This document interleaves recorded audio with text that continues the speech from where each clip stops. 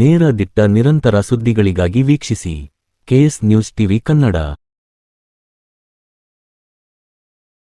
ವಿಜಯನಗರ ಜಿಲ್ಲೆ ಹರಪನಹಳ್ಳಿ ತಾಲೂಕಿನ ರಾಮಘಟ್ಟ ಗ್ರಾಮದಲ್ಲಿ ಟೆಕ್ನೋ ಸರ್ವೆ ಸಂಸ್ಥೆಯಿಂದ ಹಾಗೂ ಕೃಷಿ ಇಲಾಖೆಯಿಂದ ರೈತರಿಗೆ ಸಾವಯವ ಕೃಷಿಯ ಬಗ್ಗೆ ತರಬೇತಿ ಕಾರ್ಯಕ್ರಮ ಹಮ್ಮಿಕೊಳ್ಳಲಾಗಿತ್ತು. ಅರಸೀಕೆರೆ ರೈತ ಸಂಪರ್ಕ ಕೇಂದ್ರದ ಕೃಷಿ ಅಧಿಕಾರಿ ಷಣ್ಮುಖ್ ನಾಯ್ಕ್ ಮಾತನಾಡಿ, ರಾಷ್ಟ್ರೀಯ ನೈಸರ್ಗಿಕ ಕೃಷಿ ಪದ್ಧತಿಯಲ್ಲಿ ನೈಸರ್ಗಿಕವಾಗಿ ಸಿಗುವಂತಹ ಜಾನುವಾರು ಪದ್ಧತಿ, ಮಣ್ಣಿನ ಗುಣಮಟ್ಟದಿಂದ ನೈಸರ್ಗಿಕ ಬೆಳೆಗಳನ್ನು ಬೆಳೆದು ವಿಷಮುಕ್ತ ಆಹಾರ ಸೇವನೆ ಮಾಡಿ ಮುಂದಿನ ಪೀಳಿಗೆಗೆ ಮಾದರಿಯಾಗೋಣ. ಆದ್ದರಿಂದ ಯಾವುದೇ ಕಾಯಿಲೆಗಳು ಬರದಂತೆ ನೈಸರ್ಗಿಕ ಕೃಷಿಯನ್ನೇ ಅಳವಡಿಸಿಕೊಳ್ಳೋಣ ಎಂದು ಹೇಳಿದರು. ಟೆಕ್ನೋ ಸರ್ವೆ ಸಂಸ್ಥೆಯ ಅಧಿಕಾರಿ ಸುನೀಲ್ ಮಾತನಾಡಿ, ರೈತರು ರಾಸಾಯನಿಕ ಗೊಬ್ಬರದಿಂದ ಮಣ್ಣಿನ ಸತ್ವವನ್ನು ಕಳೆದುಕೊಂಡು ಭೂಮಿ ಹದಗೆಟ್ಟಿದೆ. ರಾಸಾಯನಿಕ ಮುಕ್ತ ಕೃಷಿಯನ್ನು ರೈತರಿಗೆ ಸಾವಯವ ಕೃಷಿ ಬಗ್ಗೆ ತರಬೇತಿ ನೀಡಬೇಕು. ಜೀವಾಮೃತ, ಘನಜೀವಾಮೃತ, ಬೀಜಾಮೃತ, ನೀಮಾಸ್ತ್ರ ಹಾಗೂ ಬ್ರಹ್ಮಾಸ್ತ್ರ ಕೀಟಗಳ ಬಗ್ಗೆ ಯಾವ ರೀತಿ ತಯಾರಿ ಮಾಡಿಕೊಳ್ಳಬೇಕು ಎಂದು ಮುಂದಿನ ದಿನಗಳಲ್ಲಿ ತರಬೇತಿ ನೀಡಲಾಗುವುದು ಎಂದು ಹೇಳಿದರು.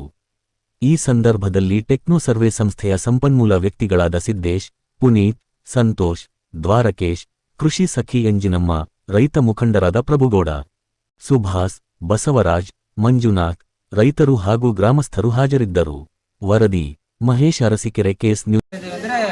ರಾಸಾಯನಿಕ ಮುಕ್ತ ಕೃಷಿ ಯಾವ ತರ ಮಾಡಬೇಕು ಮತ್ತು ಸಾವಯವ ಕೃಷಿ ಬಗ್ಗೆ ಯಾವ ತರ ಅವರಿಗೆ ಹೇಳ್ಕೊಡ್ಬೇಕು. ಜೀವಾಮೃತ ಆಗಿರ್ಬೋದು, ಘನ ಜೀವಾಮೃತ ಆಗಿರ್ಬೋದು, ಬೀಜಾಮೃತ ಆಗಿರ್ಬೋದು, ಅದೇ ತರ ನೀಮಾಸ್ತ್ರ, ಬ್ರಹ್ಮಾಸ್ತ್ರ, ಇವೆಲ್ಲ ಕೀಟನಾಶಕಗಳು. ಇದ್ರ ಬಗ್ಗೆ ಯಾವ ತರ ಮಾಡ್ಕೋಬೇಕು ಅಂತ ಹೇಳ್ಬಿಟ್ಟು ಇವಾಗ ಇಂಟ್ರಡಕ್ಷನ್ ಮತ್ತು ಅದ್ರ ಬಗ್ಗೆ ಯಾವ ತರ ಮಾಡ್ಕೋಬೇಕು ಅನ್ನೋದ್ರ ಬಗ್ಗೆ ಹೇಳಿದೀವಿ. ಮುಂದಿನ ದಿನಗಳಲ್ಲಿ ಇದನ್ನ ಹೆಚ್ಚಿನ ಇನ್ಫಾರ್ಮೇಶನ್ ಕೊಡ್ತೀವಿ. ಟೆಕ್ನೋಸರ್ವ್ ಸಂಸ್ಥೆಯಿಂದ ನಾವು ರೈತರಿಗೆ ಇವತ್ತು ತರಬೇತಿ ರಾಮಘಟ್ಟ ಗ್ರಾಮದಲ್ಲಿ ತರಬೇತಿ ಕೊಟ್ಟಿದ್ದೆವು. ಇದರಲ್ಲಿ ನಮ್ಗೆ ಏನಂತ ಹೇಳಿದೆ, ತರಬೇತಿ ಅಂದರೆ ರಾಷ್ಟ್ರೀಯ ಇದು ಏನಂತ ಹೇಳಿದ್ರೆ ಮೇನ್ ರಾಷ್ಟ್ರೀಯ ನೈಸರ್ಗಿಕ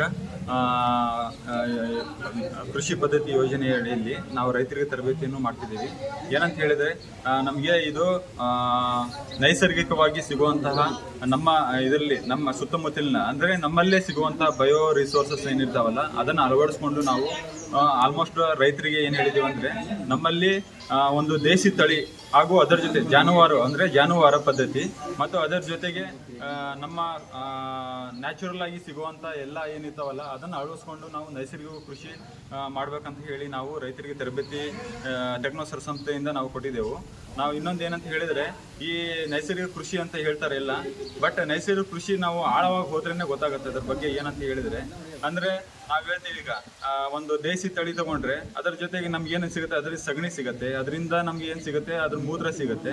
ಅದರಿಂದ ನಾವು ಎಷ್ಟೋ ಒಂದು ನಮಗೆ ನಮ್ಮ ಏನೈತಲ್ಲ ನಾವು ಬೆಳೆಗಳು ಬೆಳಿತೀವಲ್ಲ ಅದರಿಂದ ಏನು ಉತ್ಪತ್ತಿ ಆಗ್ತಾವಲ್ಲ ಅದರಿಂದ ನಾವು ಏನು ರೌದಿ ಇರ್ಬೋದು, ಅದರದ್ದು ಏನು ಅವೆಲ್ಲ ಅವೈಲೇಬಲ್ ಸೋರ್ಸಸ್ನ ತಗೊಂಡು ನಾವು ಗೊಬ್ಬರ ಮಾಡಿ ಅದನ್ನು ಮಾಡಿಕೊಟ್ರೆ ನಾವು ಅಂದರೆ ನಾವು ಹೇಳ್ತೀವಲ್ಲ, ಸೂಕ್ಷ್ಮ ಜೀವಿಗಳು ನಮ್ಮ ಭೂಮಿಯಲ್ಲೇ ಅಂದರೆ ಇರ್ತವೆ. ನಾವು ಅದನ್ನು ಏನು ಮಾಡಬೇಕು, ಅದನ್ನು ಕಾಪಾಡಿಕೊಳ್ಳುವಂತಹ ನಮಗೆ ಏನೈತಲ್ಲ, ನಾವು ರೈತರು ಎಲ್ಲ ಅಂಥ ಪದ್ಧತಿಗಳನ್ನು ನೈಸರ್ಗಿಕ ಕೃಷಿ ಪದ್ಧತಿ ಅನುಸರಿಸ್ಕೊಂಡ್ರೆ ಇಂಥವೆಲ್ಲ ನಾವು ಏನು ಮಾಡ್ಬೋದು, ರಾಸಾಯನಿಕ ಮುಕ್ತ ಏನೈತಲ್ಲ, ನಾವು ವಿಷಪೂರಿತ ಆಹಾರ ಏನೈತಲ್ಲ ಇವೆಲ್ಲನ್ನ ನಾವು ಅಳವಡಿಸ್ಕೊಂಡ್ರೆ ನಾವು ನಮ್ಮ ಮುಂದೆ ಬರುವಂತಹ ರೋಗ ರುಜಿನ ಏನಿರ್ತಾವಲ್ಲ ಅದನ್ನೆಲ್ಲ ನಾವು ಕಂಟ್ರೋಲ್ ಮಾಡ್ಬೋದು.